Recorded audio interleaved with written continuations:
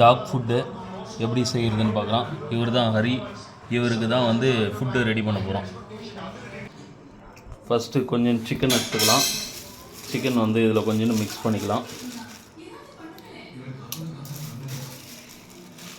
ஏற்கனவே ரேஷன் அரிசி கொஞ்சம் ஊற வச்சுருக்கு. அது அடுப்பு பற்ற வச்சுக்கலாம். எடுத்து மேலே வச்சுட்டுடலாம்.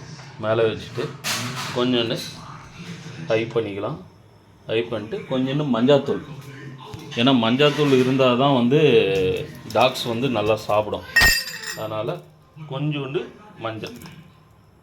மஞ்சள் சேர்த்துக்கலாம். மஞ்சள் சேர்த்துக்கிட்டு கொஞ்சம் கலக்கி விட்டுக்கலாம்.